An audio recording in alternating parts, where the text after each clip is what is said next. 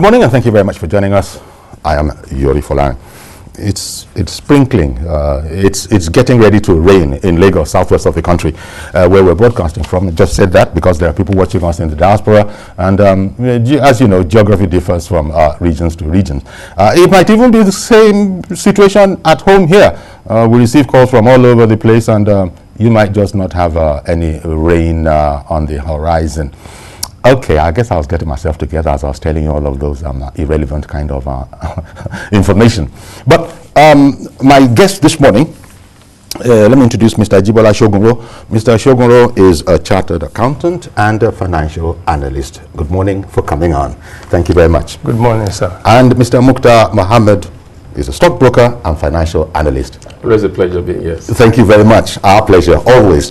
Now, with those kind of guests, you began to get an inkling as to what we were talking about. It could be anything in the financial realm, but let's talk about VAT again. It has come back up.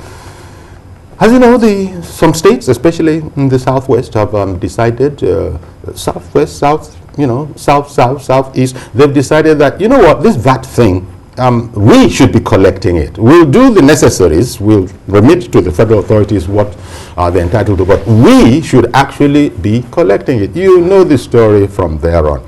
There's been all sorts of commentaries, and all of that. But now the House of Representatives, you might also have heard, are actually in the process now of coming up with a bill. They want to pass a bill. They're about to pass a bill if all the parameters go well. That would actually aid the states in their bid to be collecting VAT for themselves. It's a situation in the House of Reps now. You have seen it. Several states of the Federation, they're currently in this legal battle. So I'm going to ask my guests, and those of you at home too, if you have any contribution to make, we'll be delighted to hear them, what they think about this matter. What kind of an imbroglio do they think it is? Let me start with Mr. Mukhtar Mohammed. What do you think of the whole imbroglio over this matter? I've said it before. I think the best solution to this matter is a political solution. Okay. The states could clamor as much as they want, but we need to look at, do you have the manpower? Do you have the technology to drive this collection that you are trying to collect? It costs federal inland revenue a lot to put the kind of technology to monitor tax, to collect tax, to collect VAT and all that. And even with that, they've not achieved so much. Because of recently, you could see their case with multi-choice and others. Those are cases ongoing because of tax collection. So how many states are really have the technology or the know-how or the experience to begin to collect this tax? Even just in internal generated revenue, what is exclusively for the state, how many states have been able to do that? We need to look at that also. So it's not all about that. And like I keep saying, the state could say they are going to be the winner in this thing, but when you look at it, the data, the numbers of previous tax remittance last year, and you realize that the federal government will going to be the bigger winner. And if you look at that, we are an economy that is import driven, not even export driven. Import driven, an economy, and that import tax, that import duty is an exclusive right of the federal government. Profit after tax, profit of companies that are registered as limited liability is an exclusive right of the federal government. So what the states are going to be having are just consumption. And already some states already have some consumption taxes already. So they will add it up to that. So it's not good. And then we're not looking at the people that will suffer. Remember that some states that you are claiming that they don't bring anything to the table have so much that they bring to the table, but those things are exempted from tax. Like you take a state like Benue State, which happens to be the food basket of the nation, agriculture is exempted from tax. You say other states that also be able to do in the southeast that be able to develop educational outfits. Educational outfits are exempted from tax. So when state government begin to enact law, they may decide to put tax on those things, and at the end of the day, all this will fall down to the ordinary Nigeria. Okay, thank you very much for that sort of overview of it all. Let me hear it from you. It's an interesting overview, but as you know, it would have been simple, perhaps even I could use the word simplistic, to want to sort of be collecting this tax yourself. because of the things that Mukhtar has just spoken about. It's a highly technical area. The Federal Inland Revenue has been at it for over a decade and has built up competencies, infrastructures, and all of that. The state is going to have to start from scratch. But I guess all of this is coming from a lack of trust between the federal and the state authorities. The states probably want to say, in Yoruba they say, Ojaola Ohimbobe. We will collect it and then do the necessaries. But do you come along with Mukhtar there, or can you see it differently in this quest, shall I call it that, of the states to take over VAT handling themselves? Yeah, thank you. Obviously there are basically issues around collection or administration by state, though like Mukhtar said that there are technicalities with state administering and collecting VAT. To a large extent, when we look at it, we discover that FRS, as it were, has actually tried to as leverage on a robust system that they have built over the years. However, some states like Lagos State, Rivers State, and some other states are also they are well positioned in terms of having the technicalities and the facilities to actually administer and collect. You think so? Yeah. Okay. Though because Lagos State is no slouch itself when it comes to these matters of tax revenue. Exactly. They've been at it for quite a while. Exactly. Though there could be challenges, of course, around administration. Fine, because when you look at when VAT came on board from 1993 to date, you discover that the Apex Tax Authority would have done well in terms of administration and collection. But the major issue around, or reasons why states felt they needed to act and to be the one collecting, is one around the sharing formula, 15 to federal, 50 to state, and 30 to local government. They felt that they ought to have gotten larger share compared to what is existing. So that is one. Then another one is states believe that if they could actually be in charge, then what they will be collecting, there will be an improvement to it. And don't forget, despite the fact that we are praising FRS that they have done wonderfully well in terms of collection, there are still a large of people that are not within the VAT tax net. A lot, most importantly individuals, enterprises, and you think partnership. You think the states will be better positioned? Yes, because for the state, most of these persons that are outside the tax net for VAT are already within the tax net of the state, coming to look at it from the angle of personal income tax. So most of these enterprises, business ventures, partnership, and what have you, they are already within the state tax net in terms of personal income tax administration. So if states are to take over value-added tax, they already have the database of some of these persons who are not within the curfew, within the purview of FRS. But how about the complication that Mukhtar pointed out, that, look, there are some revenues, some taxation revenues that are the exclusive preserve of the federal government. So when you discount all of these things, at the end of the day, the states might not be making as much as we, the uninitiated, so to speak, seem to think would now be coming to the states. Yes, to an extent, we might be right. But when we look at it holistically, we discover that some states are likely to be performing better.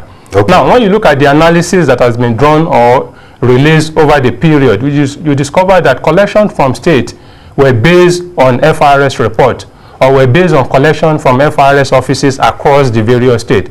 There are cases where we have industries in Ogun State. In Ogun State, their tax office is in Oyo State. Now, if we have a report that is telling us that XY amount was generated from Oyo State, we have forgotten, or we have not taken cognizance of the fact that some figure from what has been captured under Oyo State belongs to Ogun State. That is that. Now, if states should go ahead, if at the end maybe we have amendment to the Constitution, or we actually have a Supreme Court ruling that is in favor of the state, if states should go ahead with administration and collection of VAT, one of the inherent challenges is this, impute VAT. Now, because there will definitely be cases where importation, of course, importation will pass through most of those functional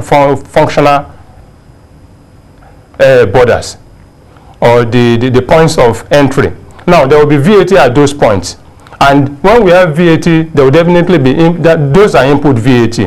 And there may be issues around where or how to report those input VAT at the point of netting off with output VAT. When I'm operating in Ogun State, I've actually imported items from Apapa port, and I've paid VAT. Now, who do I pay VAT to? If this case is not decided properly, then we might end up paying VAT to federal taking charge of the port. Then, based on Lagos State VAT law, it also requires that VAT should be paid before clearing. So that might amount to double taxation. Let's even leave that. Okay. Now, if we pay VAT at the point of entry, if Lagos is laying claim to that VAT, now for you as a manufacturer or as a businessman, in the location where you are, you will definitely report it as your input VAT. Now, if the sales you have made in your particular state or location is more than the input VAT you have suffered from the places where those materials came from, then automatically you end up having more input compared to output. So in such state, you might not have any output VAT to pay. You definitely be having credits that will be rolling over the period. And the import of all that you're saying is that there's a heck of a lot of work and thought that needs to go into this. Chidi in Kafanchan, because it's a technical matter, I'm sorry I kept you waiting for a bit. Now go ahead. Good morning, Uncle Yori. Good morning, sir. Good morning, the discussants too. Yes. Yes, in my own candid opinion, I should like to advocate that states should be given the opportunity to collect the value-added tax, which has been a case for some time now. Because in a situation where states, depending on their own IGP, that is state IGP, IGR, please, based on that, then let there be a stipulated percentage that such states will have to be remitting to the coffers of the federal government. If this should be done, I want to believe that it is going to enhance the growth of the economic base of each state, depending on what their productivity level is. Thank you. That is my own contribution. Good morning and God bless Nigeria. Indeed. Good morning and thank you very much for calling in and also for waiting. I was just looking at part of the story here because it follows. That is part of the story about it being this process being ongoing in the House of Representatives to amend the Constitution and come up with a law that will actually aid the states. No doubt, the states that are moving for it. All of this was started by Governor Wike, and then it sort of spread around. There are many states, especially in the north, that don't like any of it. Let us call it what it is. They don't like this at all. In fact, one governor went as far as saying that we need to be our brother's keepers and all of that, to which some other governor saying, no, stop talking like that. So this is a highly emotive issue. Just reading something here, the Constitution, that is, the instrument proposes in part that the Constitution of the Federal Republic of Nigeria is hereby altered as set out in item 39, part 1 of the second schedule of the Principal Act, altered by substituting the item and moving it from the executive legislative list to the concurrent list. And so they go on to speak about things like let me just jump somewhere now. They go on to speak about part 1 of the second schedule of the Constitution is to be moved to the concurrent legislative list, and now read, states governments shall manage their resources, mines and minerals, including oil fields, oil mining, value-added tax, geological surveys, as well as natural gas. 50% of the total revenue accruable from the minerals shall be retained by the state where the minerals are discovered. 30% shall be credited to the distributable pool account, while the remaining 20% shall be credited to the federation account. Now, and I'm happy you have something to say about that. Let me bring on Sadiq in Kaduna. Good morning, Mr. Sadiq. Good morning. Go ahead now, please. Yes, well, based on the discussion we are talking about on the VAT, who should collect, I think we need to be very careful careful in the sense that, sometimes we are mixing up political matters with financial matters. Taxes are to be paid. This specifically is a consumption tax. We said it. Being a consumption tax, we migrated from sales tax to consumption tax because of the complication there. Who are suffering it? Because states are specifically interested in revenue drive. Goods moving from one state to another will be equally be taxed from one state to another. That will be transferred to the consumer. Even the FIRS that was collecting this VAT now, they don't even have that even capacity, because the accountant there was talking about input-output VAT. How do they collect this thing? You discover that the 7.5% is equally paid along the line without input-output deduction. So that is one area. The second area that we should talk about is that if we are looking at the federal government takes just, at the end of the day, just take very little about it. Just 1% to FCT, possibly 15% to, 14% to, what we call the budget office, as they put it. So, and if we are talking about consumption, don't forget that the banks that are centralized, the collection that are centralized in Lagos, like banks that have their headquarters in Lagos, they will have to remove it to states. For instance, I'm calling right away from Mina, and I'm being charged, I'm being ratted for this call. There have to be a way of where the VAT will be credited to Niger State.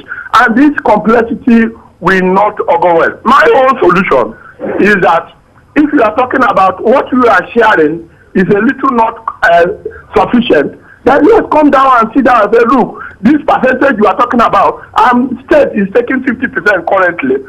State, I want to take 55%. Local government still belongs to state. Let local government take maybe 35% or 40%. Then that to me will bring solution. The complexity of it is that at the end of the day, what is going to happen is that the modeling up will affect goods and services, and the cost will go high because we don't have the technicality. We are not even applying the science to do it. So the political solution, as it is, will help matter come to the table, and come to the table and don't overheat something. If somebody mentioned Benue State, if I'm producing food and it's not vatable, I will have to VAT it. My law will have to VAT it. And with that food we are eating somewhere there that you said somebody will have to pay for the VAT for it. So these are something what they are talking about is that even the one they are collecting, I want to join to politics that I don't want to join to. The one they are collecting, how well do they utilize it for people that at the end of the day that you want to transfer more tax to ordinary people in the streets. Thank you very much, Mr. Ayori. Thank you very much, Mr. Sadiq. Okay. I think Sadiq summed it of what I was about to say. You see, when you say Lagos State is one of the states that has most of the VAT, he has just said it. Telecom companies headquarters are here, bank headquarters are here. So like he's making a call in Mina, the VAT is recorded for Lagos State. Now, I like giving numbers. Look at these numbers. Last year, 2020, total VAT was 1.5 trillion.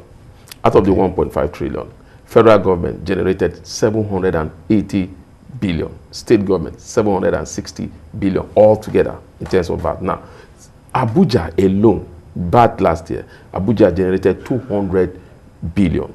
And Abuja only got 16% of that.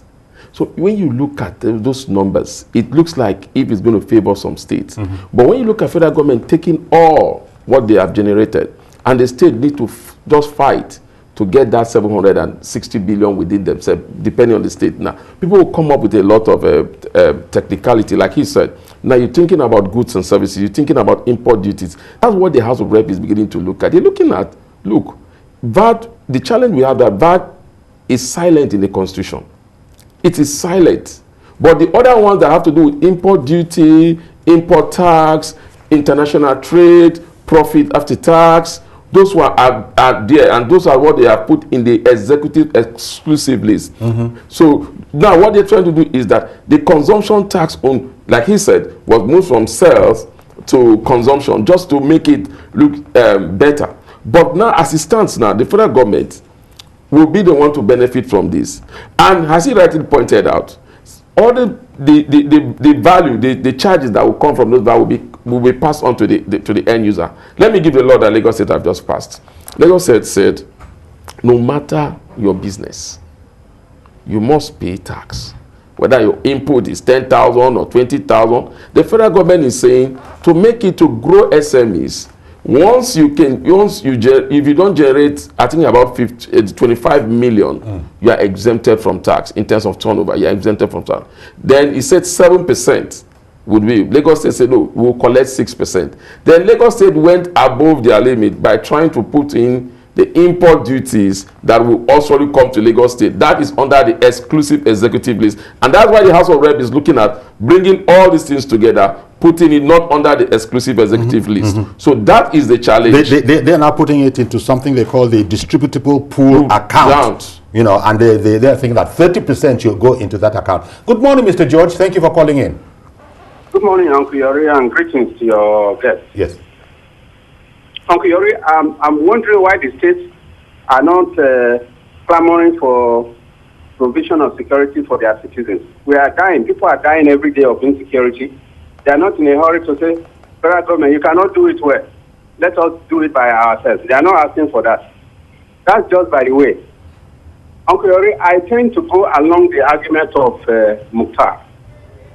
The question of VAT, most of the states cannot even manage it. Apart from Lagos, Rivers, and Anambra, I don't see any other state that is capable of managing what it takes in terms of collection. And it will bring unnecessary friction and confusion into the economy. You buy something and pay 50 naira for it in Lagos as VAT. You go to Ogun State, you buy the same item and pay 75 naira for it. What will that do to the economy of Ogun State? Bearing in mind that people in Lagos and Ogun are virtually doing as if they are in one state. So it is the ordinary man that will still suffer the brunt. I agree with Mukhtar that the way out is to sit down and agree among the states and the federal government how the sharing should be done. But one question I wanted to ask is, what has happened before now? Has the federal government defaulted in the sharing formula that is in existence? If that has not, if they have not defaulted, why the agitation? I want to collect, including states that do not even have services and goods to get the VAT. Yes. Many of the states on Koyori, if I were the federal government, I will allow the National Assembly to pass the law. They will end up begging to come back to the former position because they will not get what they are getting now in the new arrangement. People who cannot even pay salaries. Where are the goods and services that they are going to get the VAT from, apart from those three states that I mentioned? So, all right then, Mr. George, thank you very much for calling in. Let me ask you, Jibola, what would be your reaction to that submission? And as you know, the submission itself is based on things that Mukhtar had said, that all of this might, the end of the day, might actually not work out for the best for the states according to some understandings. Mr. George there singled out Lagos, Rivers, and Anambra, I believe, as far as he could see. Who else has the capability to do it? So what would be your reaction? Yes, based on what George said and what Mukhtar has also said. Don't forget, I actually itemized some of the challenges that will be peculiar to state administering and collecting VAT. However, the best solution would have been coming to a roundtable discussion. A political solution? Yes. As Mukhtar suggested? Yes, coming to a roundtable discussion to look at how best to administer and also, You know, basically, it might not necessarily be Do you based think on they would the have got the existing attention percentage. if we go this way of people talking nicely and saying, let's come together, we're not too happy with the distribution in the election. Can we just come together and talk about it? Do you think anybody's going to give those kind of states the time of day? You know what? Sorry, I beg your pardon for interrupting you. Let me go on a break. So that, I'll come back to you as soon as we come back from the break, and we'll continue from there. Stay with us, please. We'll be right back. Okay, welcome back. We're looking at this, quite frankly, complicated issue of administering value-added tax. And as you know now, the House of Reps is looking at it in a bit more holistic. There are other aspects that come into this in terms of revenue collection. FIRS itself and then customs, they take a certain percentage out of all monies are collected before onward distribution.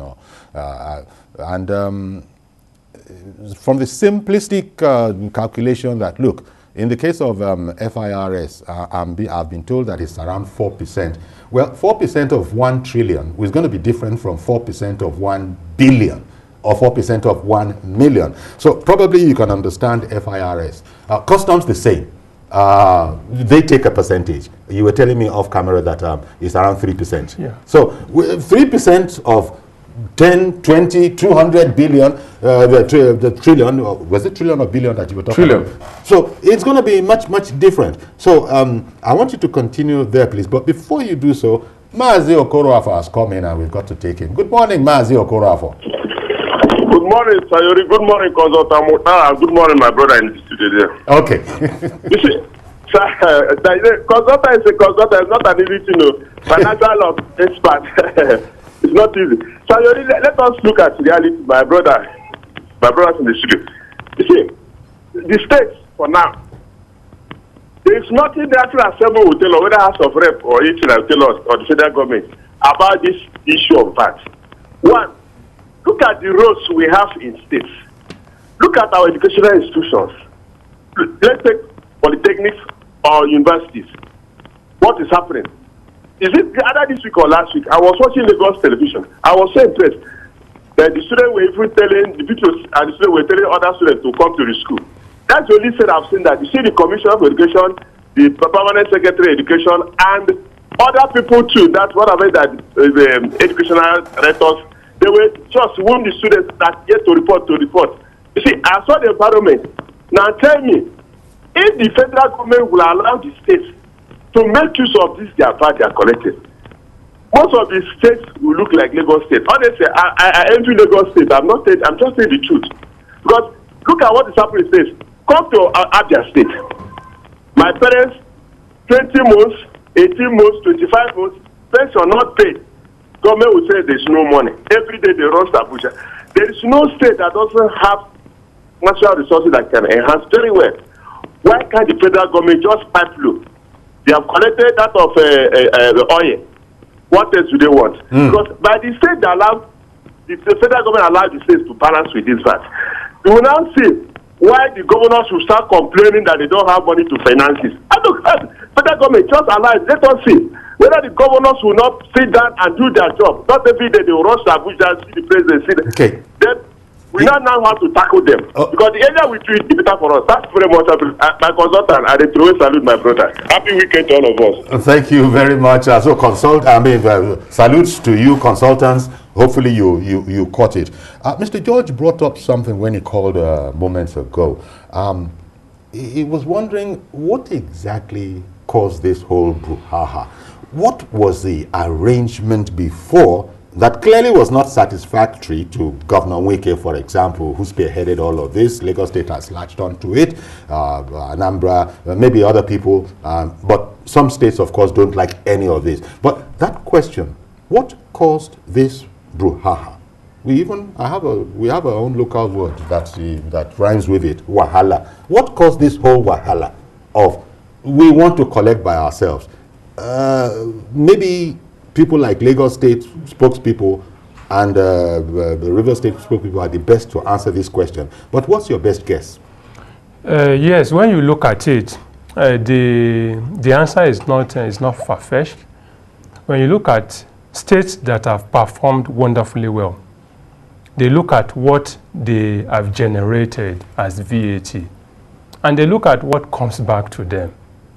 So these are some of the issues why states who have been performing felt we can collect. And there are other states who are under the ambit of being brothers that have been kept.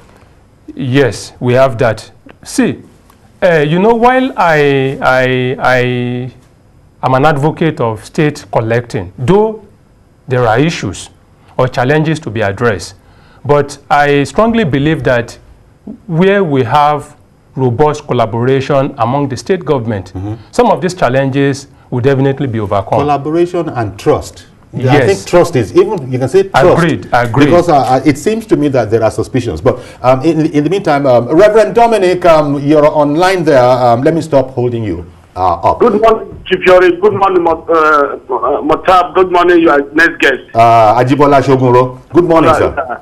Yori, when I came to Lagos in the 90s, I came with a transportation company called Young Shagro. And then I was less than 30, almost I was over 50 now.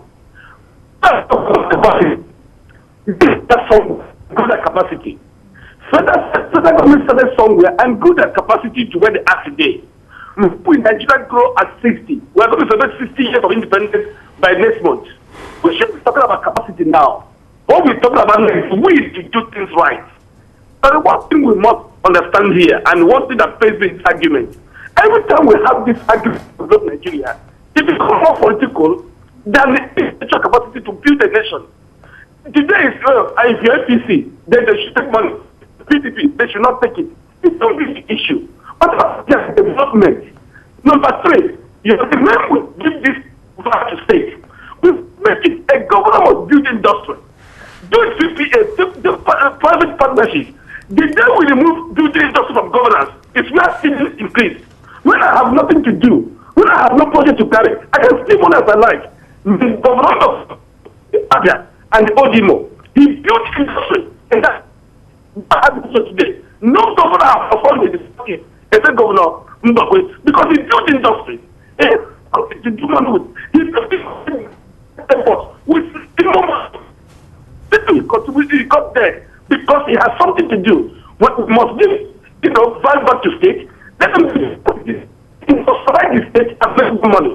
Good morning and God bless Nigeria. Thank you very much, Reverend. Mukhtar, the point has been made by Jibola that, high-performing states, they know how much they're generating and they see how little is coming back to them, and they think, no, this is not fair.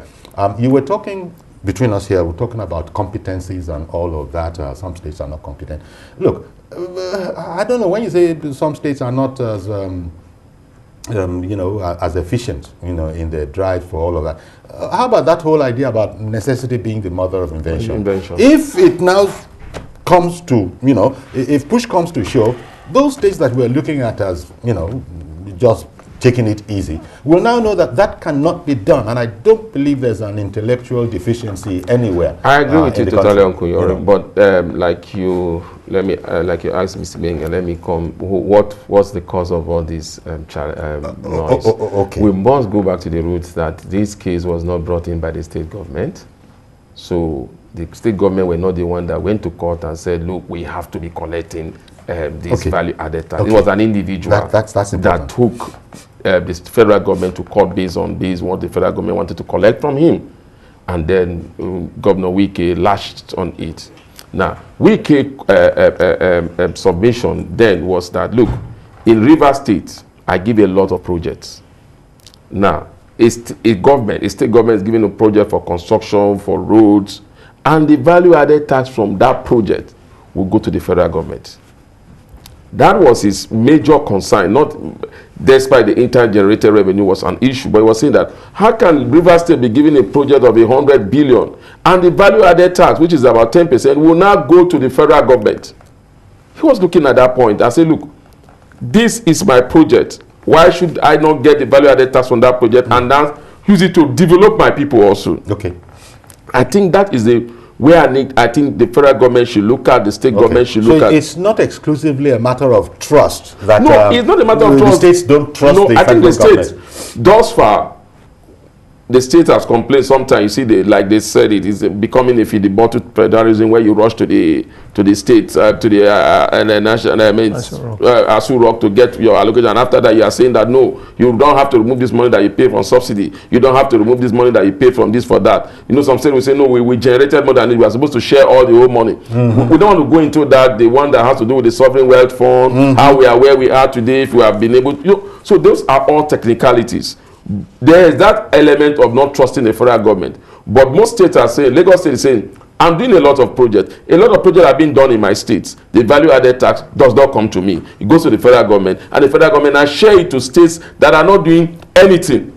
And, you know, this conversation we're having now, and indeed the work that is going on in the House of Representatives, this is really an aspect of restructuring by other name. Would you agree with that? Yes, sir. Because people are saying the way it is now it's not the best way. It's not the most equitable. I think when we don't talk about fairness when we come to this, we talk about equity. So yeah, it's not the most equitable. And so whether they're calling it that or not, restructuring is coming into to the fore. Would you agree? Yes, I will. One, looking at the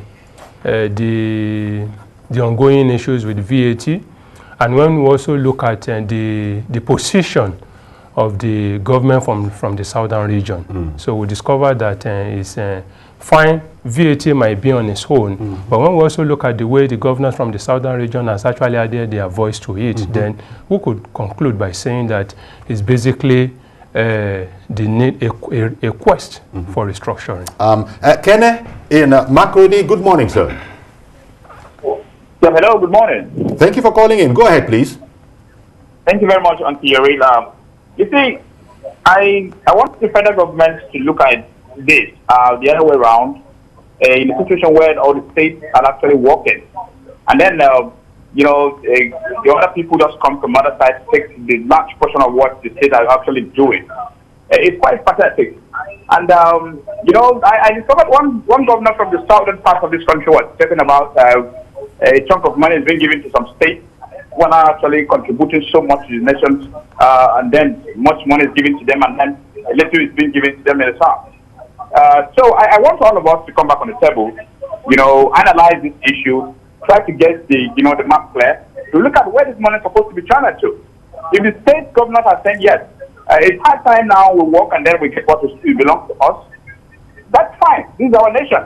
The issue of federal government coming bringing injunctions to stop whatever. When I heard the Minister of the General of the Federation talking about this thing, we all know all these things. We don't supposed to be playing politics with it. Give back what belongs to those states, and then what is supposed to be the federal government should be given to federal government. I think this is a way of delaying governance in the country.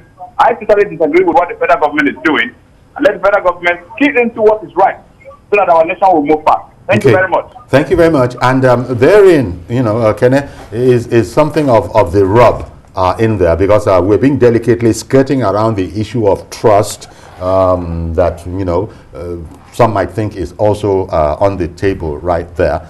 But at the end of the day, really it's like we need to change, seems to be what this whole action is saying. We need to change the way we do business.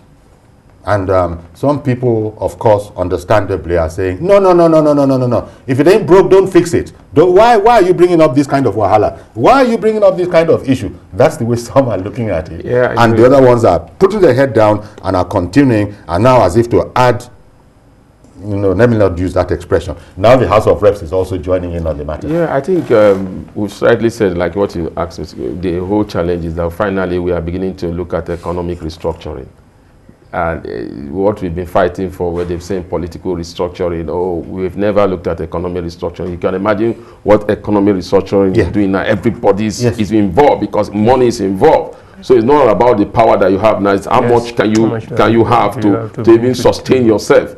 So nobody is talking about who. If you begin to say states begin to have this economic power, you realize that nobody will be talking of who wants to be the president. Who is going exactly. Because now everybody will now begin to sit up and see what can we generate, and there will be peace. And that will be adjusting the status quo. Yes, there will be peace. Yes, it will be adjusting the if somebody is telling you to stay at home, you stay at home. That means that your state will not generate revenue. Your state will not have be able to pay salaries because they have to be so. But as it is, you will be paid irrespective. So everybody will sit up and begin to take. Somebody talk about security. Everybody will take security serious. You and I will take security serious because we know that if we don't generate revenue, then somebody or one of our relation, one of our friends will not be paid salary. I think it was Kenneth who said that. I don't know why the federal government is doing this, and you know. But if you look at the federal government is just sitting down. They are enjoying it. They are enjoying it. Because as has been said, they could end up being the main beneficiary. Yeah, they are enjoying it. Mr. Momo in Maryland. Good morning, sir. Oh, I missed him. I kept it too late. Well, Mr. Momo, if you're watching television, you can still hear me. Just as I called you, the phone started doing pom pom pom, meaning that that call had gone away. I think you've taken a stab at our caller, Mr. George. His question that I wonder what brought about all of this whole wahala. We've been moving along, but now we're hearing something of the history that many people don't even know that it's not Governor Wike himself who actually went to court. But again, yes, you can say it that way. I don't know. It could have been set up like that. I don't know. And then Governor Wike now says, aha, I like that point. I'm latching on to it. You know, we know now, as we do locally. But that, I think, is an important issue. And everybody seems to be thinking, well, when I say everybody, you know, I'm only exaggerating slightly, that a political solution is what is going to be more beneficial than any other one. I understand there's Mr. Olumide on the line now. Mr. Olumide in Ikeja, good morning. Good morning to you. I have been following up this discussion. I think there are 4 areas I want to share. Okay. One, until the federal government realize that they are not the only government in this country, they're to be good for them. Legally, all the other states, they are government, and they also have development projects. And this VAT we're talking about, the federal government should at least look at those projects that are directly from them and those projects that are coming from the state government. In fact, it is because the local government has been rendered redundant. They themselves also should be entitled to those projects and the VAT that are coming within their domain. And until we come to the clear understanding of what fiscal federalism is, that the federal government does not own Nigeria. In fact, federal government does not have territory other than the security of the whole Nigeria space. It is the state government and the local government that are the real government. Those who are working, serving in Abuja were nominees from each of the states. There is no citizen of federal government. There is citizen of state origin, from local government, from the village. So each of us have our understanding from where we came from. And when the federal government realizes that Nigeria belongs to the people, not to Abuja, let's be better for us. That's number one. Then there is... When you say that's number one, how many are left? Because they need to know that... No, you can't do the 3. Just quickly rope everything into this second point, I beg you. Somebody is just sitting down. That's why FIRC can afford to go and start building Janjati projects across the federation. Who says the local government does not have that opportunity also to do that for themselves? Well, thank you very much for calling in. I know you said you have about 4 things to say, but with this true Gongalara, we have to work with those ones. Because I'm being reminded as this conversation is going on that there are those, they might have been considered radicals, intellectual radicals at the time, who are talking about, don't get it wrong, guys, don't get it twisted. Fiscal federalism is what we need. Yeah. And until we have, don't mind all this federalism. Fiscal federalism is the real federalism. Yeah. I dare say we've, whether inadvertently or not, we've taken a stab at it now.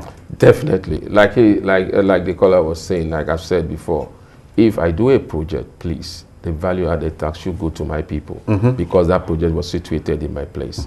If federal government do their project, the value-added tax should go to them. If we have issues, then you see government coming up with projects that will benefit the people. There will be a snowball effect all around it.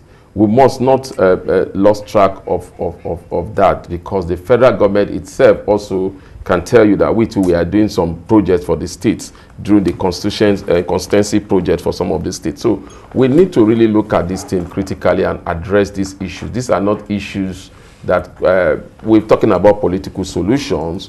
We have to also look at it, like you said, morals. There's a moral aspect. There's a moral aspect of it. Even if you go to the political side, there is a moral aspect of it. But we will not also forget that there are some federal government projects. If you take a state like Lagos State now, all the ports are situated here, all the airports are situated here, all the headquarters of most businesses are situated here. So it seems every value-added tax goes to Lagos State. We must look at that. That is what he was saying at the beginning. The technicality of resolving those issues are not easy. I, for one, am saying that, look, we might accuse the federal government, like he said, how FIRS are building gigantic project with the 4% they are collecting. But some states actually are collecting tax using consultants and paying more than that for those consultants. Okay. And they are not even making you bring up an important point. They're not bringing Lagos State here, for instance. We don't know how much they pay have consultants all over the place. Yes. We don't know how much they are paying their consultants. So those are issues. You know, we could never, totally exhaust this subject matter in the less than 1 hour that we have. But here you have it. The part of it that sort of interests me or strikes me is that no do, as our people say locally. The whole matter of fiscal federalism and restructuring is the very, very beginning of what we're looking at in all of this. But we'll have to, hold our peace and come back another day and look at other aspects. Meanwhile, the House of Reps will proceed. Maybe the Senate will also come into it. All of those people will come in when there's more to discuss about the matter. We'll be right back. Thank you very much to all our viewers that called in. And I'm sure there are also some that wanted to, but the phone being what it is, couldn't get in. Okay, as we go now, let me just talk about COVID-19. The three main things: socially distance, wear your masks, and wash your hands frequently. I've done my bit. And also consider accepting government's offer of the COVID-19 jab, the anti-COVID-19 jab. Thank you very much, gentlemen. I'll see you on Monday. We don't do weekends. I'll see you on Monday, God willing, with a fresh edition. I'm Yori Folarin. Bye-bye for now.